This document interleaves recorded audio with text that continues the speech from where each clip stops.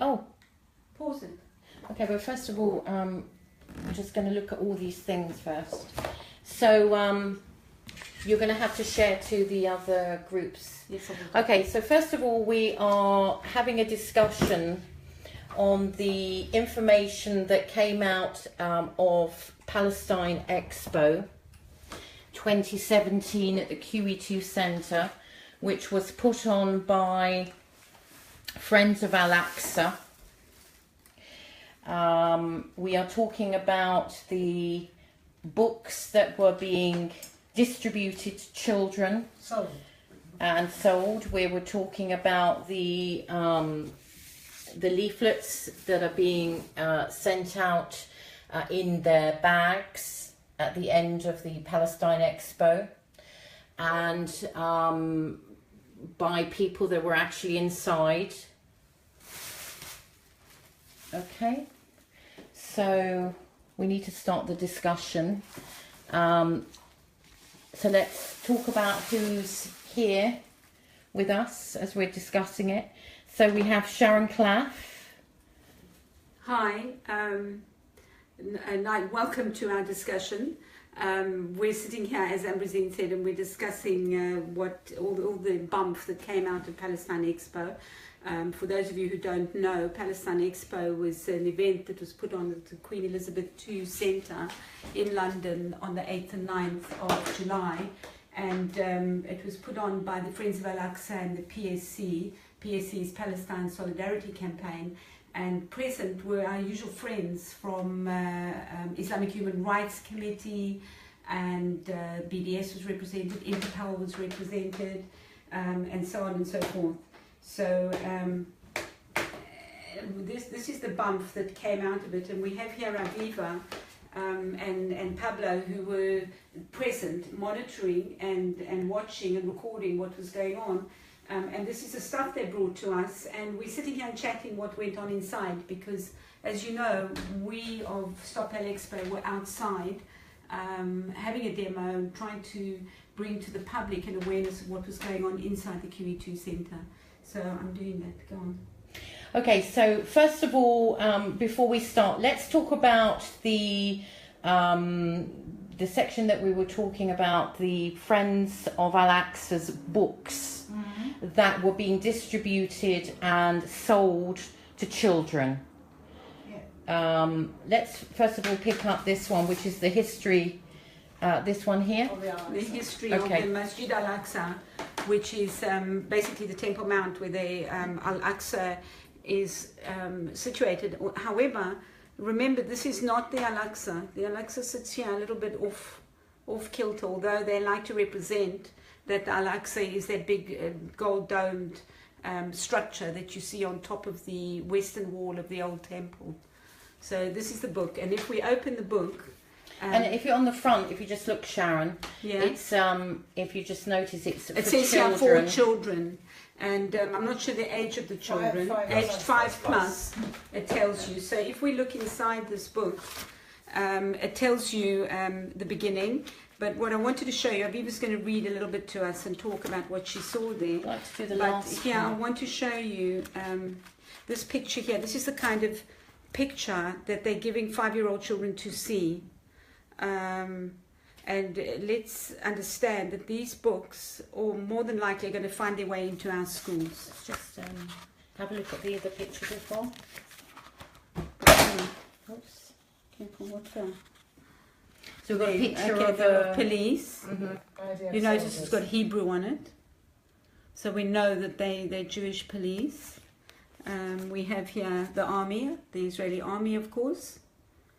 And that's the Al-Aqsa there.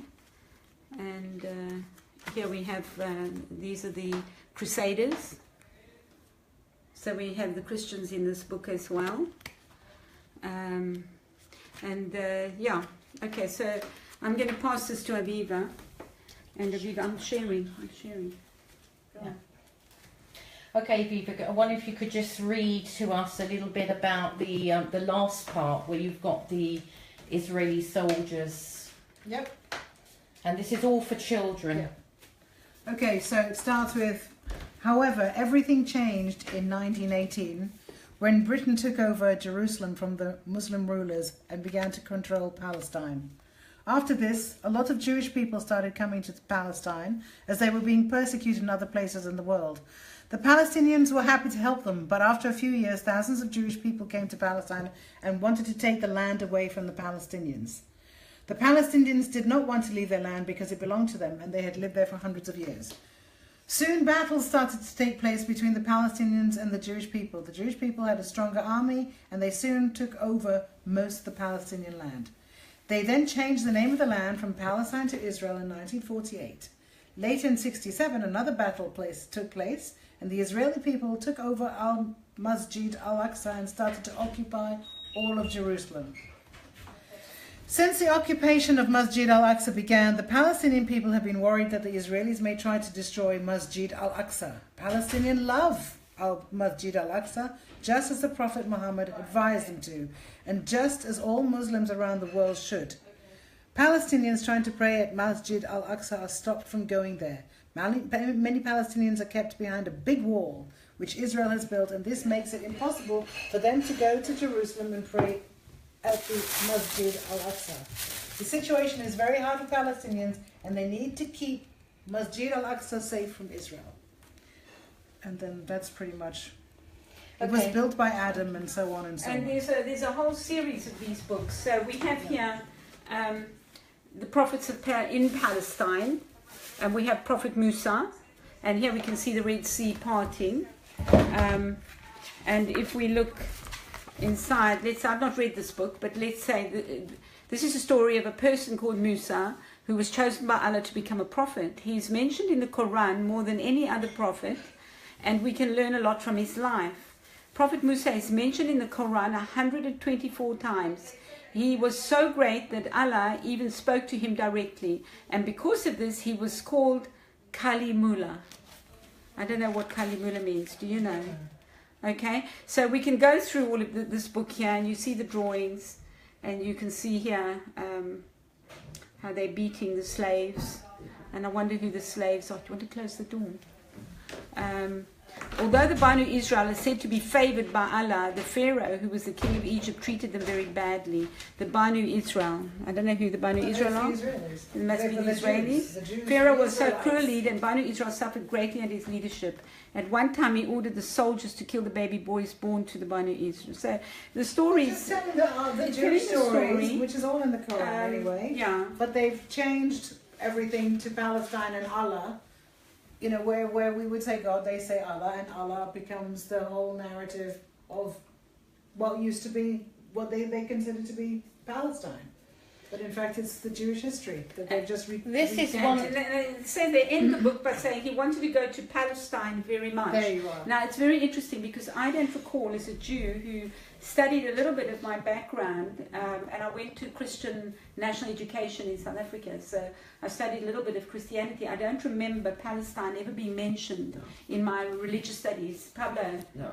I mean, the thing is, what strikes me the most is that the books it's a mixture of religion and then politics. It ends with a political message, a very strong political message. So it's a mixture, so that, you would indoctrinize children by showing those stories that have partial truths to their own religion, but then you send this political message at the end. And that's what's really dangerous, because you're mixing things, you're mixing messages. So children will understand that, they will take it as a political tool. It's a political message that they grow up with. I mean, here's a page from the prophets in Palestine, Prophet Dawood, meaning King David. Okay, so in the book it says here, Dawood was very sorry for his mistake, and he prayed to Allah for forgiveness. Allah is very merciful and kind, and so he forgave him. He forgave King David. This test from Allah taught Dawood how to be a fair judge and rule justly between the people in the land of Palestine. And all the stories, and then there's a picture of the mosque. Okay, so all the stories are all about our forefathers who then became Palestinians in the land of Palestine. And on and on and on. And that's really what it's about. All the books. Okay, so we've got a number of books here which, as we said, we just put them on the floor here. which are not just being sold to children, British school children of every persuasion. Whoever wants to go to the through their website, Friends of Al-Aqsa website, or who were at this event, they were teaching the children, a mixture of children, not just Muslim children, but English school children, about these books, reading the books, and they were talking about Palestine rather than Israel. Is there anything that you wanted to, because you saw the actual lady who was teaching? Yes, we did. And she actually was a convert. She was a white woman wearing a hijab, but she was an English woman who obviously converted. She was a young English woman teaching these children the stories of, and I think she was talking about David and Goliath. So Yes. she was actually telling you the story of Prophet Dawood. Okay. And one more thing is that it was supposed to be a Palestinian cultural event. There was nothing about the culture of Palestine there. It was just a message. It was a political message of hate. Israel hates It's us. anti-Israel propaganda is what it was all day. And thinking about it, what is the culture of the Palestinians? Because the culture is short in decades. Victimhood, Yeah. suffering at the hands of our oppressors, and trying to destroy the history of a country. Okay, so you have these books, and these are dedicated to children, and they're pretty cheap. How much were all these books? They were £20 for 9. So there's £20 for 9 to indoctrinate propaganda to British school children. Wanted to go to some of the leaflets, if you could just pick up some of the leaflets here, which came in a sort of lucky bag at the end of the day. So we have a pamphlet here called Open Bethlehem, openbethlehem.org, and this is one of the pieces of information about here. We've got Open Bethlehem is a non-violent attempt to save a city that belongs to many in the world. It is unconscionable that Bethlehem should be allowed to die slowly from strangulation. That's a quote from Desmond Tutu. I can tell you about Open Bethlehem. Open Bethlehem was an event that was held in London at St James's Church over Christmas, the 12 days of Christmas, on 2013-2014. And it was held at the St James's Church in Piccadilly, where they built a faux wall, a barrier, in there as a kind of installation. And they had 12 days of activities that went on. They had a talk where they had Leila Sansur. I don't know if she's related to the lady Linda Sansur, but Leila Sansur is ostensibly a filmmaker, and she made a film about her return to Bethlehem. She's a lady who's not born in the area. Her father is seemingly a French, I think a Christian Arab, but French. And she really grew up in Russia, where her father was stationed. Here, sit here, I'm busy. Yeah, it's okay. Sit there. Her father was stationed as some sort of diplomat. No, he was a lecturer at university, and he's credited with starting, I think, Birzeit University. And so she went back to Bethlehem as an adult, and she's made a film about Open Bethlehem, which is a very tragic story of her life and her family seemingly being expelled from Bethlehem. And they talk about, at that event, they spoke about the hills around Bethlehem, and they had the committee for house demolitions, led by a man called whose name I can't remember for the moment. But he gave a talk, and he was talking about how Israel warehouses the Arabs on the hills around Bethlehem. And for warehouse, of course, you're going to talk about a concentration camp.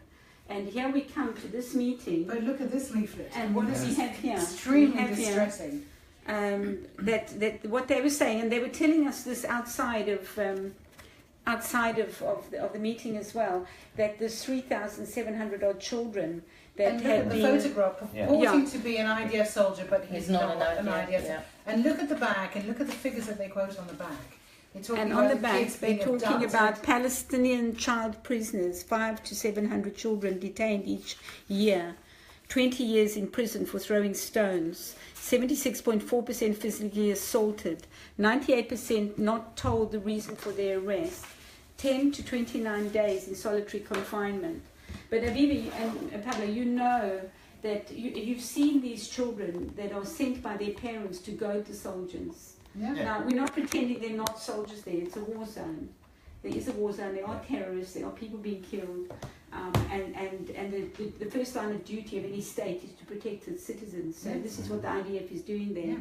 And you know how they throw stones. And not only throw stones, there's the young girl from the Al-Tamimi family. They call her Shirley Tempo. You've seen her with the blonde curly hair.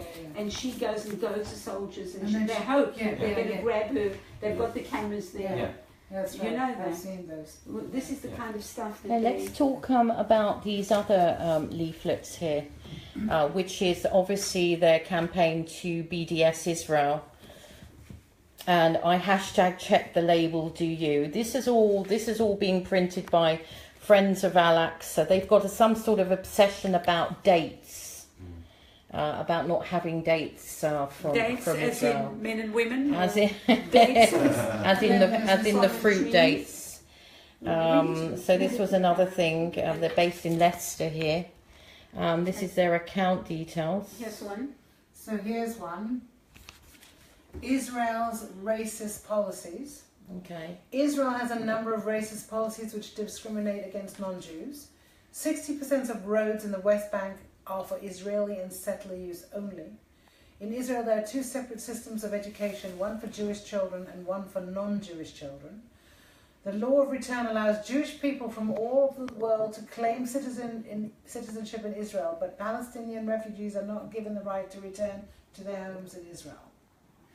There you are. Could we have that? Let's just have a look. So that's what's on the back of this. And if you look at all these pamphlets, all of them, none of these pamphlets are about cultural event. No, there's not one thing about cultural well, event. this is Palestinian culture. This is not culture of any country. Okay, it's just to demonize someone else. So we have Hands Off Al-Aqsa. Basically, it's their platform to spew hate. And we're talking about Hands Off Al-Aqsa, second mosque on earth. This is one that's quite shocking to me, actually. The imagery that they're using, which is this one. If I'm elected, there will be no Palestinian state. Benjamin Netanyahu. I've never heard him say that. Have you ever heard him say that? I've heard him talking about a two-state solution and inviting Abbas to come and talk. Many times. I've heard Many that. times. Yeah. So this is a lie. Illegal Israeli settlers 850,000, and you see the imagery there. And then on the back you have so-called illegal Israeli settlements and percentages.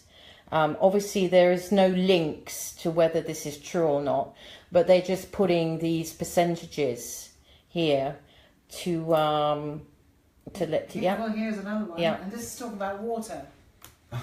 Palestinians in the West Bank and Gaza cannot access water from their own land. On the other hand, Israelis and illegal settlers in the West Bank have no such problems. 90% of Palestinian water resources are controlled by Israel. 97% of Gaza's aquifer water is unfit for human use. 20% of water is given to the Palestinians living in the West Bank, and 80% goes to Israelis and illegal settlers living in the West Bank. Okay. So these are all their facts and figures. Let's I have don't know where they get them from. I'm just gonna.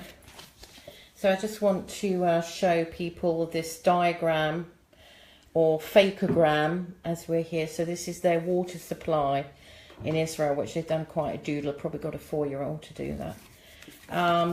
And this is their percentages that they've used regarding access of water on their own land.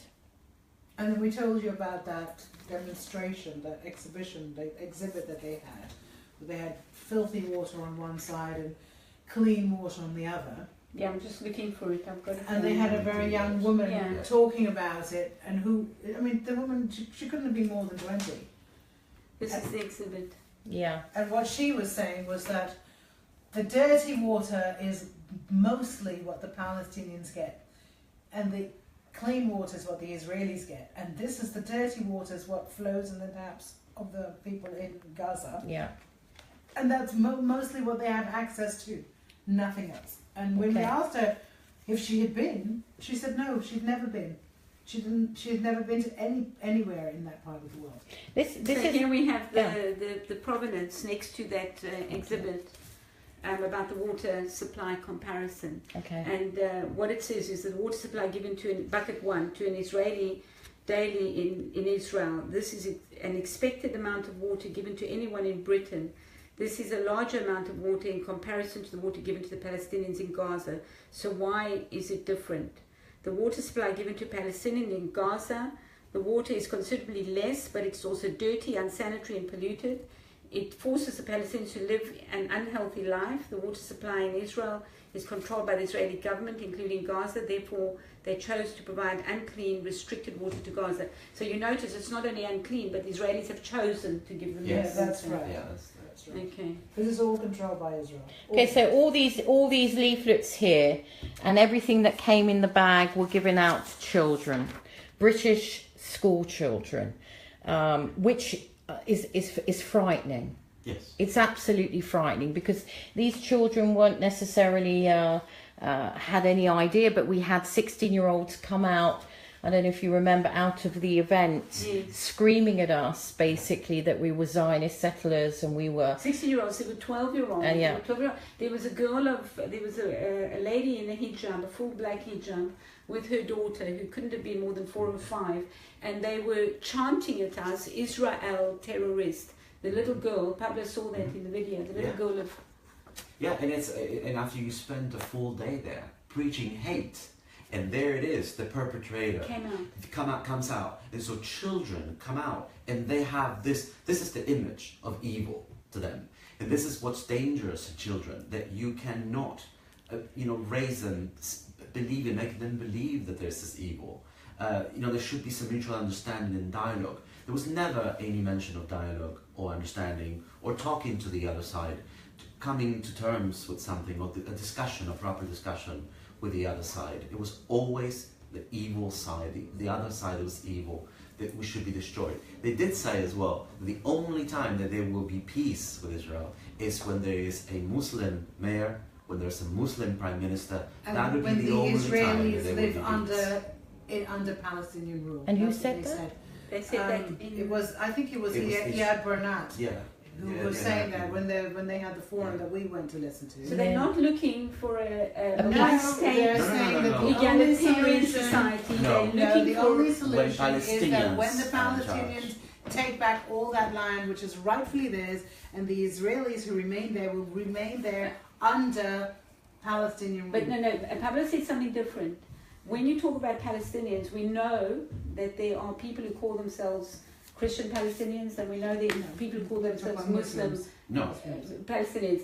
Pablo said there has to be a Muslim mayor and a Muslim prime minister. So when they say they want this one state Palestine for everybody, but that's going to be a one state Islamic state. Yes, it will be. It's not going to be, so you can't have a one state Jewish state, but you can have a one state Islamic state. Yeah, the This Jewish is what as a they say. minority. Minority. Subordinate Yes. to a Muslim majority. So when That's they're not opposed to a state based in religion, they're opposed to a state based in Jewish religion. Yes. Okay, this is very interesting. Yes, and it is in the film footage that we got. And it's in the footage that you sent us. Yes. So that's recorded. Yeah, it's recorded. So we will hear Bernat talking about the guy who's from the Friends of Freedom, and talks about how every time he leaves the country, Israeli soldiers come into his house and they attack his children in their beds and they shoot them. So he said that the week before he went to this thing, the week before he came to London, the IDF came in. He went to New York, I think, the week before, he said, and they shot one of his sons in the head. And then the day before he left, or the day he left to come to London, his other son was shot in the chest and the hand. And so he's obviously got no arms and legs left. But I don't know, because no one stood up and said, well, is your son okay? But my thought was like, is he still alive? Is he dead? And why are you here? If your son is being shot in the head or in the chest or in the hand or whatever it was, I think it was a chest in the hand. He kept just in the repeating that. hand. Yeah. Why are you here? What kind of a father are you to leave your child lingering there, having been shot by the IDF who come every time? And then also, if you know that they come every time you leave the country, why are you leaving? You've got these 5 kids that you're not protecting, because every time you go away, the He seemingly hasn't got 5 anymore because one is shot in the but head. he says he has 5, but they've all been shot. So I don't know how. Hopefully. And there were no references to anything, and we don't know the dates and the times and when. No, and it was how. the week before. It was the when week he went to before. New York, then So he went off to New York. Yeah, And then he okay. came to London, and the day. So he was travelling whilst his son was seriously in. the IDF wait for him to leave. Yeah. Ah. And then they go in the middle Oh, of the really? night. Okay. To shoot them. To shoot And them. everybody Okay. is standing up and applauding this man for And his nobody's courage. asking him And why nobody's he's in saying, are London. they still But alive? it's Why just- are you here? yeah. Then, if your children languish. Has anybody asked him, No. where are the children, how are the children? No. I mean. If he's shot in the head, did they kill the child? And this is Alive, and this is all being taught and talked to with young children in the audience. Family. Yes, This was yes, a family family. event. This Yes. wasn't a grown-up. Wasn't an adult. This was a family. Bring your children. The Friends of Al-Aqsa even were giving free tickets at the beginning because they couldn't sell their tickets, and they were giving free tickets to children. Yeah. And then they started to ask for £5. So then you have this is your 10 children. minutes of Miko Peled, who followed this guy, talking about how, and in his 10 minutes of conversation, I lost count of the number of times he said that Israel is committing ethnic cleansing and genocide on a daily basis. I mean, he just went on Okay. and on and on. Which And would have, nobody asks questions about what these people are saying. For instance, it's well known that the Muslim population of Israel is growing. So surely ethnic cleansing means it decreases. No. That doesn't. No. In fact, at the end of the 3 speakers, they said, we're going to open the floor and you can ask 3 questions. And please make sure they're questions and not speeches. And so 3 people stood up and every one of them made a speech. The one guy behind us talked about, what was it that he said? You've mentioned 50 years of occupation, and then you've also mentioned 67 years of occupation. But the truth is, 69 years. The truth is, it's 100 years. oh, it's 100 Because years. that yeah. happened the day that Balfour declared that the state of Israel should be created. That's when the occupation started. But what was being occupied? Palestine was being What occupied. did it have to do with the Jews? Yes, The because Jews it was weren't being running it. occupied by Christians, the British, By the British. by the Yeah. British, And who they- then handed it over to the Jewish And they don't talk occupiers. about Transjordan. No. No. No. So one of the things that struck me, because we were speaking to the people coming out, one of the things that struck me is that there's a bit of airbrushing going on. There's airbrushing of Jordan. So when they talk about Palestine and they talk about the British in Palestine, they kind of never refer to the whole area that the British was in charge of, like Transjordan, like Iraq, and all those countries that were carved up at the that time. doesn't. No mention. No, never. They walk around with a Palestinian flag on an Israeli a map of Israel around their neck. That's right. So not only are they saying that Palestine is only west of the river, but they're also saying that all of Israel is Palestinian. All of Israel. Not only the West Bank It's and all Gaza. occupied. It's So the this whole contiguous region state Yeah. is all of occupied. Israel. The whole From piece the- of land, from the river river sea. to the blue sea. line, which Yes, is the it sea. that is occupied territory. I've got a little comment from Quentin Howe saying, ethnic cleansing, it is the Muslim preachers who preach ethnic cleansing. Is that right? Yeah. Can he explain? No, Can he you said send us some more comments? it is the Muslim preachers who preach ethnic cleansing, not the Israelis. No, but Miko Peled was saying that that's what's going on a daily basis. Yeah. That's what his speech was about. He's not preaching it. He's saying this is a fact. This is what happens in the West Bank, in Palestine the whole time, in Gaza. That's what they're doing. They're ethnically cleansing the Palestinians from these lands. So what he says here, Quentin Howe, he says occupation of what? The Muslims did not even recognize the name Palestine. Now, there are many... Well, they do in these books. They do. Do you know how many times they mention Palestine in these Nearly every sentence. Every sentence says Palestine. Every sentence. It's Palestine, it's Palestine, it's Palestine. This is revisionism. Yes. If our school children are going back to their school from that event and discussing with their friends in the playground about this history, these lies, this propaganda, this revisionism of Judeo-Christian history, then we have a problem. We have a problem with this expo. We have a problem that these children are coming away with these books and they're going into their schoolyard and their school playgrounds and they're talking about a history that never was. That's right. Well, I spoke to a school teacher who came out of, he was passing by, he hadn't been inside, and he was asking me what was going on, and I told him that this was a cultural event, at a Palestinian cultural event, and he was telling me that at the school, he's a maths teacher, and he was invited to listen to a talk about the Middle East, and the talk started when, the talk started in 1967. That's apparently when history started in the Middle East, unless you're reading about Palestine in the Bible. But it started then, and he said that they were telling them about the wall being built specifically to keep the Palestinians away from hospitals and schools and to take them away from their farms. They don't mention in the schools about terrorism and human bombs and explosions and bus killings, and that's not mentioned in our schools. This is what the teacher said. And he did invite us to actually go and speak in his school. And I think we need to take terrorism was never mentioned. In this whole thing, the terrorism was never an issue for anybody. So nobody actually processed the idea of why are they building a wall? Why is the wall there? To protect Israelis from what? So that was never ever mentioned. So that's not an issue.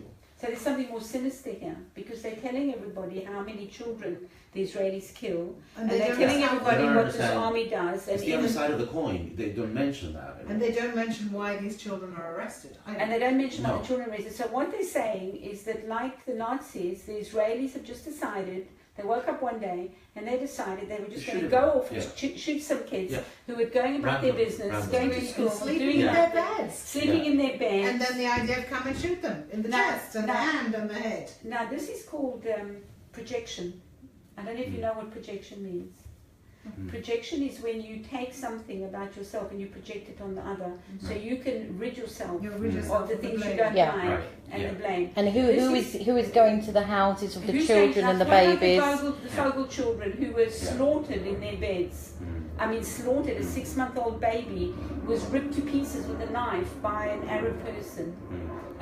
So the actual slaughter is being carried out by these Arab terrorists. And I'm not saying that all Arabs are terrorists, but certainly this is where the evil is coming from. Quentin Houses commented here, League of Nations 9th session evidence. Go to the section of Arab grievances on the League of Nations 9th session report. This actually proves no Muslim support for even the name Palestine. Muslims consider the region as Greater Syria or Bilad al-Sham. That's right. That's absolutely right. Quentin, thank you for that. Absolutely right. And there are a number of leaders who actually made statements like that, including in recent times, that there is no Palestine. And I think the King of Jordan, King Hussein's father, was one of those who was saying that there is no such place as Palestine. Wasn't he created by, what's his name? And I know, having read the PLO Charter, that it's actually written in the Charter. Whether they've airbrushed that as well, I don't know. But it's written in the Charter that in 1964, this Charter was written, that they're going to create a people, we'll come into that, a people called Palestine, so that they can use them as a weapon against the Jews. Because they had finished with the Fedayeen and all of that, and they didn't manage to get rid of the Jews. Can we talk about this picture? We're talking about this picture, which was they brought us from the Emlison Women's Society. Now, one of the speakers there is from this organization, and this organization is seemingly an organization that provides education to Arab children in Jerusalem. And what we see here is very interesting because it's very biblical. It looks a bit like the Madonna producing these children. If you remember the picture, the famous picture of the Madonna with the baby. Yeah, it is. And what you're seeing here is almost a crib on the Madonna, but instead of the cherubs and the baby, you see these people coming seemingly out of her belly. Yeah. So she's the mother of these people. This Madonna is the mother of these people. And what it says at the bottom here, the painting is entitled "The Village Awaken." It's 1987 by Palestinian artist Sliman Mansour. It's an oil on canvas. It's 90 by 150 centimeters. And special thanks to the Palestinian artist. And a special thanks to Mr. George Al-Amma. The painting is one of his collections. I don't know what it says here in Arabic because I can't read it. But I find this rather offensive. And I find it offensive because if we had taken scenes and stories and ideas out of their religion and bastardized them in this way, I think there would have been an explosion in my front room. Yeah? I find this exceedingly offensive. Whether that is targeting the Christian community, the 20% that was there as well in the exposition. You see, a Christian person will see that, and you automatically assume that, you know, the Madonna. There is a very powerful psychological effect on it. Absolutely. And I am just my personal opinion, and I'm thinking that's what I thought when I looked at it, and I am Christian myself. So a lot of Christians were there supporting this They're event. not Christians. They're not Christians. But they were, you know, supporting white Anglo. I'll tell you white people. I'll tell you what the problem is for those people is that we live increasingly in a secular society. Yeah. And Douglas Murray wrote about this. Yeah. We live in a secular society, and the big problem is that I know a number of millennials. I use that word because it describes their age. A number of millennials who haven't a clue of what firstly they don't know what Passover is. So if they don't know what Passover is, you then say to them, have you seen the Last Supper? Go to Italy in the Sistine Chapel, have a look at the painting. They don't even connect the painting to their heritage. So the children of my generation who've been brought up irreligious, they have no clue about Bible stories. They will believe these books. And they will believe them. They don't know any different. Of course. Yeah. So this is the big problem, and the people who go in there are secular, and this is the problem with secularism, holding hands with these people, these Palestinianists. Yeah. Ambrosine and I call it Palestinianism, which is a changing, a revisionism of the Judeo-Christian ethic into a Palestinianism, and they will link arms with them. Why do they do that? Because they're missing a certain spirituality in their lives. Yeah. And they're getting it. When they go here, they're getting the warm food, they're getting the lady who's got her hijab on, putting her arm around them and welcoming them and the looking suffering after that the they've all children. had to go, that they've all gone through, and They how have a sense of community. exactly. And they've told them all about the suffering. Absolutely. I just want to bring up, which is something quite funny actually. A lot of the BDS accounts on Twitter, one in particular, Football Against Apartheid, were actually moaning that the Palestine Expo, Friends of Al-Aqsa, were not giving stalls, like little areas, for the grassroots organisations because they were too expensive. You're showing my radiator. I know, it's a great radiator. I think there was quite a lot of animosity because Footballers Against Apartheid, who are two husband and wife, a couple, were quite angry because they said hopefully next year they might allow, because they were standing outside the Pal Expo with their big football flag. Did you see them?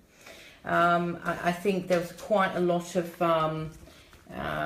problems with actually people being able to afford to actually have a stand there. Yes. So they were selling the tickets dirt cheap because they needed to get as many bums on seats. Yeah. But that also makes you wonder who were the governments behind this, who supported all the financing of all these stands. That's something we raise in the blog. We support Qatar. Where is that? Supporting Qatar. It's this one here. So who was behind this? Well, they had a huge Qatar stand. There's a Qatar fact file. Really They've got a whole Qatar fact file. And you wonder, It says on May the 24th, 2017, an air, land and sea blockade was imposed on Qatar by a number of Arab states, namely Saudi Arabia, UAE, Bahrain and Egypt, a campaign to misrepresent Qatar's policies and views on key issues in the region. And then we have some key facts here about Qatar is a small country. Well, Qatar is really just a city. State. Yeah, It's just like a a city. Dubai, like It doesn't Yeah. produce anything, and this Yeah. is its problem. Just But it's got lots of cash. it's got lots And of terrorism, And, support terrorism everywhere. We're kind of thinking, Well, I think what we need to talk about, most importantly here tonight, and to tell people that are watching this live stream, and it's just, you know, we just got everything on the floor here, is that how can our British government, how can Sajid Javid, how can our British government have allowed this Palestine Expo to take place at the QE2? When, knowing now, after what we've actually, everyone that's gone in has brought out information, that these books of incitement are being sold to and taught to British school children. in state schools. In state schools. We're not talking about schools in Gaza or the West Bank. We're talking about British school children. If this Palestine Expo goes ahead next year, they are basically, what I believe, they are supporting the incitement against Israel. They're supporting the incitement against Jews. We were standing outside. We heard them come out and start calling us all sorts of anti-Semitic ritual. What do we do? I want to just raise something here. Go back to this picture here, which is really, it's an insult to Christianity. If I was a Christian, I would be very upset about this. It's almost blasphemous. Yeah. And this here has got it's got half an apple here, and it's the Emlison Women's Society. And if I go here to the speakers list, we have here Rehab Abaidiyah. Rehab is president at Emerson, an organization based in Jerusalem, which seeks to address the critical need for more classroom space for Palestinian children and the lack of educational institutions for women and children. Rehab is an Arabic teacher, and she's been working at the organization for 25 years. In addition to her role at Emerson, she teaches at Abu Hamid Al-Ghazali School in Jerusalem. Now, and she spoke on both days. This is the lady here. I've Googled her, and what I found was that the Israeli government actually doesn't sanction her. The Israeli government allows her to be there, and what we're seeing here is an insult to Christianity, and it comes out of her organization. By the way, so I want to ask here live, I'm hoping that somebody from Israel is watching and will represent to the Israeli government, Bibi Netanyahu, that he should take this woman to task. She should not be allowed to indoctrinate the Arab children that she says she's meant to be giving a schooling to. Melanie said, because Melanie Gariel went inside the exhibition, she said they also had a stand for Cage, one of the most extremist organisation. I will classify them as an extremist organisation. We know what Cage is. We know that Cage is the organisation that said that Jihad Johnny was a sweet guy. Yeah, that's right. You remember that? That's Cage. And I think, I don't know if it's proscribed, but it needs to be proscribed. What other stands were there which were quite controversial apart from the Well, film? so this one, which was the tent of the United Nations, and then there was a woman. It wasn't this woman in the thing. It was another younger woman who was giving the story of her family and how they were forced out of Ashdod. Mm-hmm. And they were under that whole thing with the key. So there's a United Nations tent, and there's a key hanging there. Oh, the key. The key. And then so she waited for little groups of people, and it was generally she was addressing the children. And she said to the kids, so what's the last thing that you do when you leave your house? And she said, that's right. You lock it with a key. And what do you do with the key? You take it with you. Yeah. And so there she was, with the key to her house in Ashdod, which she, by the way, had never been there because her family left even before she was born in 1948, and they were told, you know, that they would be coming back soon. Anyway, she went on and on and on about all the artifacts that she had, her parents' trousseau and whatever. And she lives, this woman who told us this story, says that she's a Palestinian refugee. She's probably in her, I don't know, late 40s, early 50s.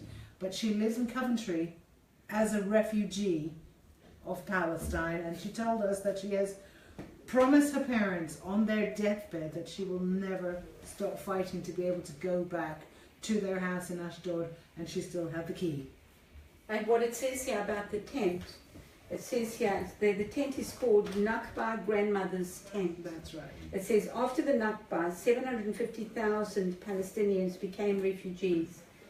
You know, this number changes. All the time. Many of them had to move into makeshift tents like these, leaving all their possessions, loved ones, and livelihoods behind, and starting new but unstable lives in new lands. Listen to these grandmothers tell their stories of loss, tragedy, and hope. And here we have a woman of 40 odd, clearly not a grandmother, telling the story. And who's never been to Ashdod in her life? Well, I met a girl outside. She was brought to me by somebody because she has chosen to wear Islamic dress. Okay. She's a girl of about 20 who goes to university, as she told me she goes to Westminster University. And she told me that she's a Palestinian refugee, and she talks about her Palestinian heritage. She's born in the UK, she has a UK passport, and she talks about this Palestinian heritage as though it's passed down, you know, and it's passed down like the family silver's passed down, this heritage. Well, one of the speakers was American, born and raised in the United States. And she says, I am a Palestinian with an American passport. Born and raised in the United States. Well, one of the things I asked her, I said to her that I'm South African, my children are born in the UK. My children do not call themselves South African. No, they're British. You know, they are British. So how come you're born here and you're not British? Aren't you proud to be of Palestine? How old is her mother? Her mother's 47.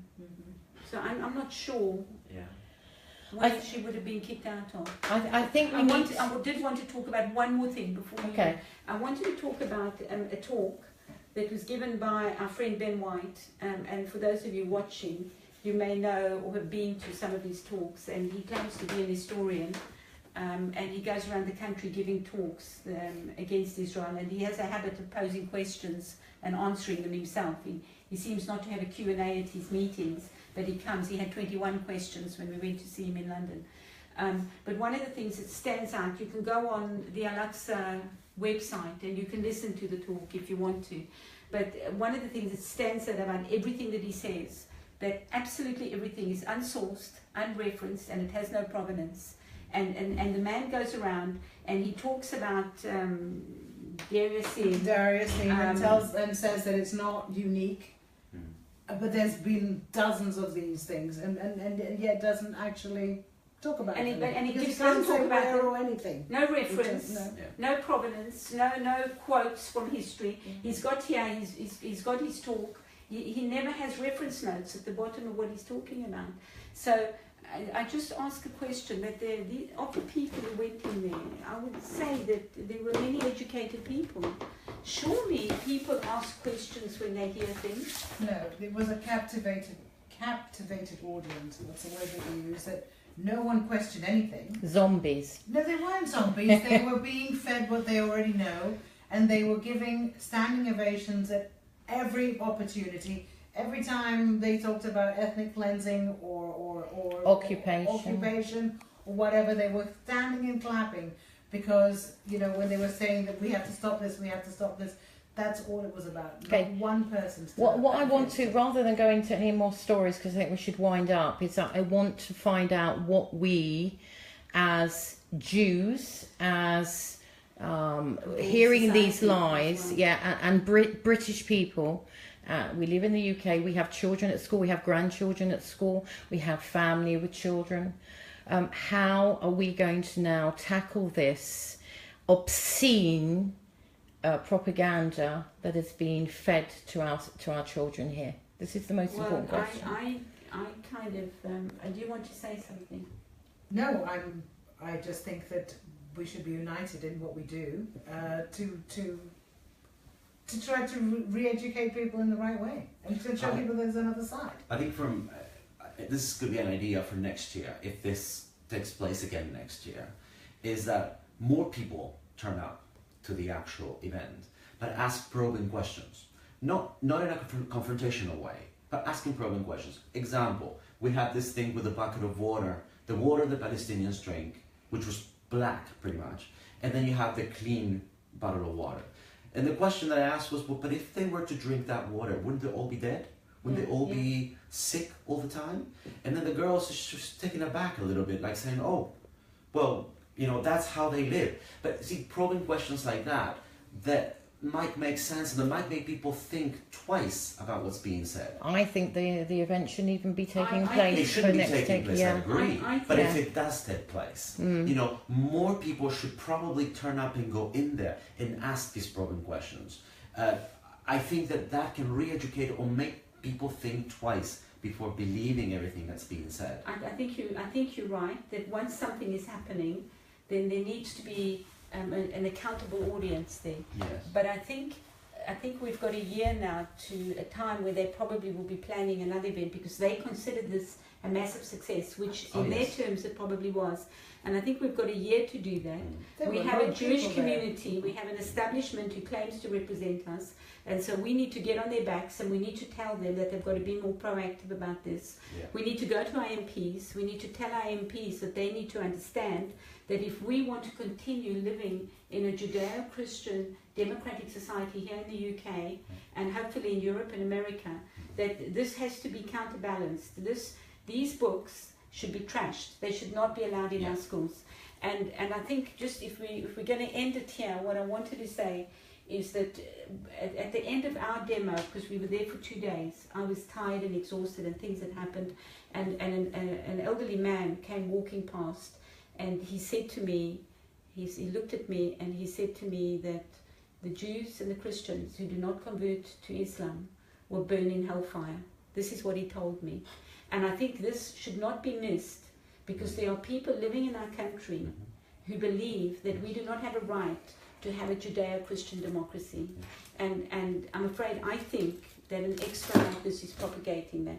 It may not be saying to us that we need to burn in hellfire. I'm not accusing the people who organized this of saying that. But what I am saying, there are people who believe it. And he was very clear about it, this man. He came from, I'll use the word Persia because they're using countries that don't exist anymore. So I'll use the word Persia. He came from Persia. And he was very clear. He was very certain. I have him on camera, so I'm not making it up. And I think this has to be addressed. Yeah. This idea that we can't live as Judeo-Christian. Maybe we should have an Israel Expo. Maybe we should invite people to see what it actually is like living in Israel. Maybe we should have Israeli Palestinians and Druze and Arabs who live in Israel come and say, this is what we're doing. This is how we live. This is who we are.